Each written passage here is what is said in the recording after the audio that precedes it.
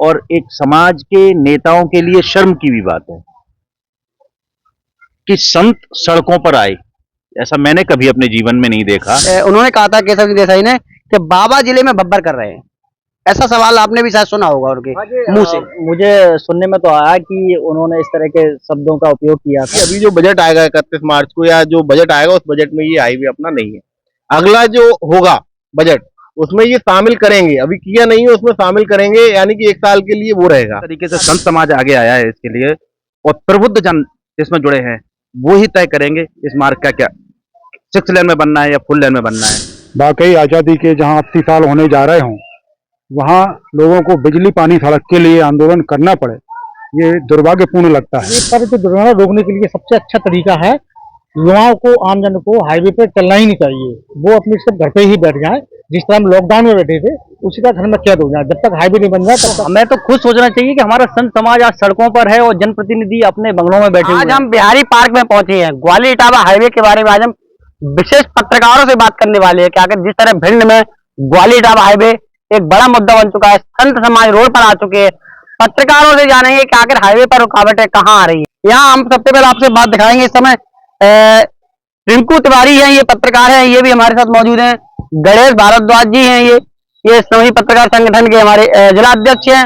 और मनोज श्रीवास्तव जी आ चुके हैं, जो नई दुनिया अखबार से ब्यूरो चीफ है। ये मनोज श्रीवास्तव जी हैं और नई दुनिया अखबार के ब्यूरो चीफ हैं। और हमारे विशेषकर कैमरामैन राजा भी आ चुके हैं। प्रमोद भदौरिया जी ये हैं, और ये हमारे प्रमोद टीवी न्यूज से जिला ब्यूरो चीफ है। और हमारे आकाश भदौरिया दैनिक भास्कर अखबार के ब्यूरो चीफ है। शिवम पांडे जी हमारी है, ये हमारे नई दुनिया अखबार से रिपोर्टर हैं।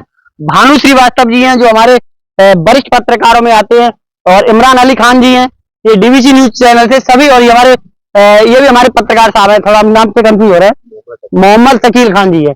दोस्तों, भिंड जिले में हमारे सभी रिपोर्टर्स हमारे मौजूद हैं, और आज इन सभी रिपोर्टर पत्रकारों को और बड़े बड़े अखबारों के ब्यूरो चीफों से मैम सबसे पहले हम श्रमजीवी पत्रकार संगठन जिला अध्यक्ष हैं गणेश भारद्वाज जी, इनसे हम बात करेंगे। गणेश भारद्वाज जी, बताइए, जिस समय ग्वालियर इटावा हाईवे का एक आंदोलन है, एक प्रदेश स्तर का आंदोलन हो चुका है, सालों से ये लोग यहाँ से समाज सेवी लोग इसका मुद्दा उठा रहे थे, आखिर कहाँ रुकावटें आ रही हैं जो हाईवे को लेकर संत रोड पर आ चुकी है। हमारे भिंड के जनप्रतिनिधि इस मुद्दे को भी भोपाल स्तर तक विधानसभा में उठा चुकी है, तो आखिर रुकावट कहाँ आ रही है, कैसे इसको इस हाईवे को बनाया जाएगा। समाज के नेताओं के लिए शर्म की भी बात है कि संत सड़कों पर आए। ऐसा मैंने कभी अपने जीवन में नहीं देखा कि किसी सामाजिक मुद्दे के लिए संत सड़कों पे आए हों। मैं आभार व्यक्त करता हूं, साधुवाद देता हूं, नतमस्तक होता हूं कालिदास महाराज जी के लिए कि उन्होंने इस आंदोलन को गति देने का काम किया। कालिदास महाराज ने जितनी मेहनत की है इस आंदोलन को गति देने के लिए, उसकी जितनी प्रशंसा की जाए उतनी कम है। न केवल कालिदास महाराज, बल्कि तमाम भूतपूर्व सैनिकों ने, तमाम पत्रकार साथियों ने, तमाम समाज सेवियों ने आगे बढ़ के इस आंदोलन को गति दी है। लेकिन मेरा मानना व्यक्तिगत यह है कि जिस तरह का ये मुद्दा है और जिस तरह से लोग इसमें जुड़ना चाहिए थे बड़ी संख्या में, उस बड़ी संख्या में लोग नहीं जुड़ पाए। बहुत बड़ी बात कही आपने, क्योंकि बड़ी संख्या में लोग नहीं जुड़ पाए। प्रमोद भदौरिया जी, ये बताइए, जैसे अभी गणेश भारद्वाज जी ने बताया कि जिस तरह भिंड के लोग जुड़ना चाहिए था, आखिर वो लोग नहीं जुड़ पाए, तो आखिर कहाँ कमी आ रही जो लोग या इस आंदोलन से। बाकी में बहुत बड़ी बात है कि भिंड की आबादी जिले की बहुत काफी ज्यादा है, काफी ज्यादा के हिसाब से अपन 5% भी लोग इसमें नहीं जुड़े हैं, तो ये कहाँ कमी अपन मान सकते हैं। इसका मूल कारण ये है अरविंद जी, मैं सबसे पहले आपके चैनल के माध्यम से सभी को कहना चाहते हैं कि कोई भी काम करेंगे तो निश्चित उसमें आरोप प्रत्यारोप का दौर चलेगा। उसमें निश्चित तौर पर क्या बोलते हैं, उसमें एक पॉइंट ये भी देखा जाता है, कुछ लोग ये कहते हैं कि इस आंदोलन को लेकर राजनीति हो रही, कुछ चंद लोग आ गए हैं कि राजनीति गरमा रही है। ऐसा नहीं, कोई भी कार्य करे ईश्वर साथ देता है। मेरा तो ये मानना है ईश्वर साथ देता है। जिस तरीके से लोग इसमें जुड़ रहे हैं चरम सीमा पे है।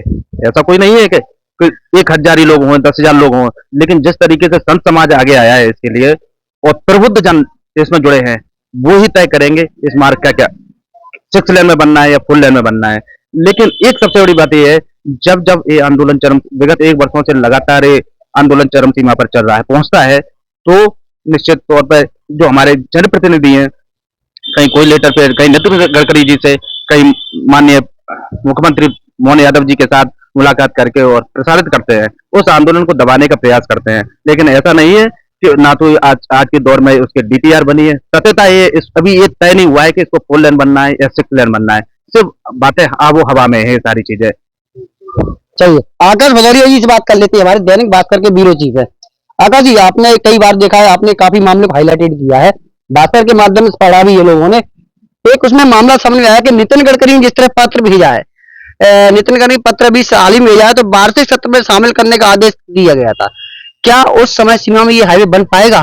26, 27, 25, 26 में दिया गया था। बहुत बहुत अरविंद शर्मा जी धन्यवाद आपका करता हूँ कि आपने इस जनहित के मुद्दे को सभी के बीच में रखा है और कंटिन्यू मैं देख रहा हूँ कि आप उसके लिए प्रयास कर रहे हैं। और सावधान हिंदुस्तान के दर्शकों का भी मैं बहुत बहुत स्वागत करता हूँ। देखिए, ये जो हाईवे को लेके मैं पिछले करीब 1 साल से देख रहा हूँ जितना इस मामले में, तो डीपीआर की बात आई थी। पूर्व में टेंडर हुआ था मार्च 2024 में और उसमें समय दिया गया था 1 साल का कि 1 साल में इसकी डीपीआर तैयार होगी। अब डीपीआर में भी 3 डीपीआर तैयार हुई। एक मांग चल रही है सारे लोगों की 6 लेन किया जाए और गवर्नमेंट का मानना है कि ये 4 लेन का ट्रैफिक है। और तीसरा एक ऑप्शन था कि किसके बजाय नया हाईवे तैयार किया जाए, वहां भू अर्जन कम होगा और सरकार को कम राशि खर्च करनी पड़ेगी। 3 डीपीआर तैयार होंगी। तो हमारे कुछ जनप्रतिनिधियों ने दावा किया कि साहब डीपीआर तैयार हो गई है, भोपाल पहुंच गई है फरवरी माह में और उस डीपीआर पे अब जो स्वीकृति होनी है वो मार्च में स्वीकृति हो जाएगी। लेकिन अभी हाल ही में माननीय नितिन गडकरी जी ने जो पत्र जारी किया है उसमें उन्होंने स्पष्ट लिखा है कि डीपीआर बन रही है, प्रगतिरत है, यानी कि अभी डीपीआर कंप्लीट नहीं हुई है। डीपीआर का समय पूरा हो गया है मार्च 2025, तो अभी तक पूरी नहीं हुई डीपीआर। दूसरा, उस पत्र के माध्यम से ये बताया गया है कि जिसको लेके काफी लोगों को गफलत है, मुझे भी फोन आया कि ये पत्र आ गया है तो ये क्या हाईवे जो 25-26 की कार्य योजना है उसमें ऐड किया जाएगा, निर्देश दिए है, तो क्या ये स्वीकृत हो गया है? नहीं, वो स्वीकृत नहीं हुआ है। उसकी आप भाषा समझने का प्रयास कीजिए। उसमें ये लिखा है कि मैंने निर्देश दिए हैं कि बस 2025-26 की जो कार्य योजना है, वार्षिक कार्य योजना है, उसमें इसको शामिल किया जाए। यानी कि अभी जो बजट आएगा 31 मार्च को या जो बजट आएगा उस बजट में ये हाईवे अपना नहीं है। अगला जो होगा बजट उसमें ये शामिल करेंगे, अभी किया नहीं है उसमें शामिल करेंगे, यानी कि 1 साल के लिए वो रहेगा। अच्छा, अभी इसमें शामिल नहीं किया, अभी शामिल नहीं हुआ है। अगला जो बजट आएगा उसमें शामिल होगा और उस बजट में शामिल होने के बाद वो स्वीकृत नहीं हुआ है, उसके बाद ये स्वीकृत करेंगे। तो ये एक कड़ी दर कड़ी है, उसमें समय लगेगा उसको। हाँ, मतलब टालने का नहीं, क्योंकि वो प्रक्रिया है, पूरी प्रक्रिया लगती है, समय लगता है। तो अभी उनने स्थिति बताई है कि अभी ये स्वीकृत नहीं हुआ है, ये सिर्फ कार्य योजना में मैं शामिल करूंगा, मैंने ऐसे निर्देश दे दिए। ये गडकरी जी के उस पत्र का आशय है यार। चलिए हमारे नई दुनिया अखबार से रिपोर्टर हैं शिवम पांडे जी। केशव सिंह देसाई के सुनने में आया एक सवाल, केशव सिंह देसाई ने कहा गया था, उन्होंने कहा था केशव सिंह देसाई ने कि बाबा जिले में बब्बर कर रहे हैं। ऐसा सवाल आपने भी शायद सुना होगा उनके मुंह से। मुझे सुनने में तो आया कि उन्होंने इस तरह के शब्दों का उपयोग किया था केशव देसाई जी ने। तो मैं ये कहना चाहता हूँ कि जनप्रतिनिधि अपनी जिम्मेदारी भूलकर संतों पर ध्यान दे रहे हैं और इस तरह के शब्दों का उपयोग संतों को लेकर करना ठीक नहीं है। संत समाज का दर्पण है और आज सड़कों पर है, तो हमें तो खुद सोचना चाहिए कि हमारा संत समाज आज सड़कों पर है और जनप्रतिनिधि अपने बंगलों में बैठे हुए हैं। इन जनप्रतिनिधियों का तो काम है सड़कों पर आए, जनता की आवाज को उठाएं। उन्हें तो खुद आगे से बढ़कर आना चाहिए, अपने क्षेत्रों से आना चाहिए आगे, वो टोल की मांग कर, उसको हाईवे की मांग करनी चाहिए कि इसको 6 लेन बनाया जाए। मेरे ख्याल से इस हाईवे को लेकर अभी जो MPRDC के जो अधिकारी कह रहे हैं उनके हिसाब से तो 2028 तक इस पे काम शुरू होना मेरे ख्याल से तो संभव नहीं दिख रहा है, क्योंकि जिस हिसाब से वो प्रक्रिया चल रही है कि भू अर्जन होगा, उसके बाद बाईपास को लेकर अभी बहुत सारी समस्या आएंगी कि बाईपास किन क्षेत्रों से निकलेगा, किसके क्षेत्र से निकलेगा, उसके बाद फिर वन विभाग के NOC, बहुत सारी NOC पड़ेंगी। तो मुझे लगता है इनकी एक पूरी प्रक्रिया है कि 2028 तक इसको हम काम शुरू करें। और मुझे अभी जो पत्र आया केंद्रीय मंत्री जी ने, जो गडकरी जी ने जो पत्र भेजा है सांसद जी को, उसमें भी स्पष्ट रूप से ये निर्देश नहीं दिए हैं कि ये काम कब तक शुरू होगा। उसमें भी वो कह रहे हैं कि 4 या 6 लेन बनेगा, इसमें भी स्पष्ट नहीं है कि 4 बनेगा या 6 लेन बनेगा। तो मुझे नहीं लगता है कि कोई स्पष्ट रूप से कोई प्रक्रिया आगे चल रही है। वरिष्ठ पत्रकार है हमारी ये भानु श्रीवास्तव जी, ये बताइए, जिस तरह हमने देखने में आया कि आंदोलन चलते काफी दिन हो गए, लगभग ये आंदोलन संत समाज काफी 6-7 महीने से कर रहे हैं, तो इतने दिन होने के बावजूद समाज से भी आंदोलन में भाग लेने पहुंच गए, संत समाज रोड पे आ चुके। मैंने देखा है पत्रकार लोग भी इस मुद्दे को कई हाईलाइटेड कर रहे हैं। भिंड के जनप्रतिनिधि से दूरियां क्यों बना रहे हैं? हमारे भिंड के सत्ता पक्ष हो या विपक्ष हो, ये सब इस आंदोलन से दूरियां इतनी क्यों बना रहे हैं, क्यों परहेज कर रहे हैं? वाकई आजादी के जहां 80 साल होने जा रहे हों, वहां लोगों को बिजली पानी सड़क के लिए आंदोलन करना पड़े, ये दुर्भाग्यपूर्ण लगता है, क्योंकि इस समय तो देश को पूर्ण विकसित हो जाना चाहिए। वहाँ अभी भी लड़ाई बिजली पानी सड़क के लिए हो रही हो तो वो कहीं ना कहीं उचित नहीं लगता है। और जहां तक जनप्रतिनिधियों की दृढ़ इच्छा शक्ति की बात की जाए तो सुना क्या है, देखा है और हुआ है। चंबल पर पुल बन रहा है, चंबल पर पुल बन रहा है और यहाँ हमारी लड़ाई इसको 4 लेन में तब्दील करने के लिए हो रही है। तो कहीं ना कहीं हमें ये लगता है हमारे पड़ोसी जिले के जनप्रतिनिधि, उनकी दृढ़ इच्छा शक्ति बहुत मजबूत है, पावरफुल है, वो करा के लाए। उद्घाटन भी हुआ, उसका शिलान्यास हुआ।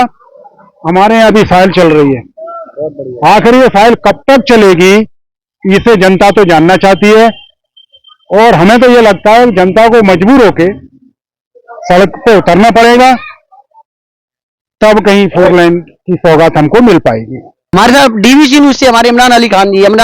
इमरान जी, ये बताइए, मैंने देखा है जब आंदोलन हादसा हुआ था जवाहरपुरा में 9 लोगों की मौत हुई थी, इसके विरोध में हमारे पड़ोसी जिले ग्वालियर में विपक्ष ने वहां मानव श्रृंखला बनाकर विरोध किया था, लेकिन भिंड में इस तरह विरोध देखने को क्यों नहीं मिला? जिस तरह विपक्ष हमारा ग्वालियर जिला समर्थन तैयार है, अगर भिंड के जनप्रतिनिधि सत्ता पक्ष हो या विपक्ष हो, तमाम पार्टी हमारे भिंड में मौजूद है, ये उस समय विरोध क्यों नहीं कर रही थी जब ग्वालियर जैसे जिले में ये लोग तैयार थे? आज हाईवे पे लोग काफी उग्र हो चुके हैं। सभी लोगों को मेरा नमस्कार।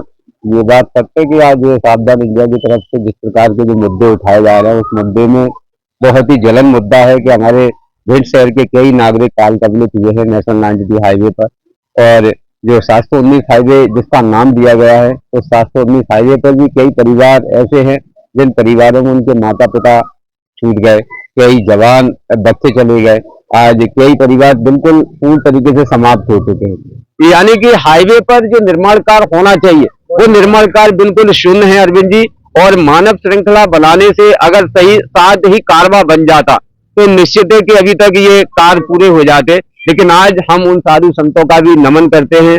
हम उन साधुओं के संतों के लिए विशेष तौर पर अपने परिवार के लिए नहीं, वो बल्कि हमारे परिवार के लिए, हमारे बच्चों के आने वाले परिवार के लिए ये जो संघर्ष कर रहे हैं, रोड का संघर्ष कर रहे हैं। कैदनी अखबार के ब्यूरो चीफ है मनोज श्रीवास्तव जी। बताइए, ग्वालियर टाप हाईवे पर कई हादसे होते साल में, आपने तो रिकॉर्ड देखे होंगे, आखिर इन हादसों को कैसे रोका जाए, किस तरह रोका जाए ऐसे? देखिए अरविंद जी, पिछले 1 साल में हाईवे पर करीब 765 दुर्घटना हुई है, उसमें करीब 206 लोगों की मौत हुई है, करीब 850 लोग घायल हुए हैं गंभीर रूप से। हाईवे पर जो दुर्घटना रोकने के लिए सबसे अच्छा तरीका है युवाओं को, आमजन को हाईवे पर चलना ही नहीं चाहिए, वो अपने सब घर पे ही बैठ जाए। जिस टाइम लॉकडाउन में बैठे थे उसी का घर में कैद हो जाए। जब तक हाईवे नहीं बन जाए तब तक लोग बाग जितने हैं, वो वाहन चालक है कोई भी हो, वो हाईवे पर निकलना ही है। बहुत बड़ी बात कही आपने। हाँ, नेताओं को आपने जिले के जनप्रतिनिधियों को लाचार कर दिया ये बात। तो जब कोरोना में शुरुआत में जब 2-4 लोगों की मौत हुई थी तो पूरे देश में लॉकडाउन लग गया था, तो इसी तरह अपने हाईवे पे आए दिन मौत हो रही, तो हाईवे पे ही लॉकडाउन लगना चाहिए। बहुत बड़ी बात है। मनोज श्रीवास्तव जी ने बहुत बड़ी बात कही है, क्योंकि हमारे जिले के जनप्रतिनिधि, हमारे प्रदेश के जनप्रतिनिधि लाचार हो चुके हैं। तो हाईवे पर लोगों की जिस तरह मौत हुई है उस तरह हाईवे पर भी लॉकडाउन लगना चाहिए। इस समय भिंड जिले के सभी पत्रकारों से हमने आपको रूबरू कराया और यहाँ के वरिष्ठ पत्रकारों से पूरी जानकारी ली कि आखिर हाईवे को किस तरह मौत पे हाईवे को हादसे रोका जाए। यहाँ लोग आए दिन हादसे के शिकार हो रहे हैं और जिस तरह भिंड जिले में लगातार हादसे बढ़ रहे हैं, उनको लेकर आपको क्या विचार है, कमेंट में जरूर दीजिएगा।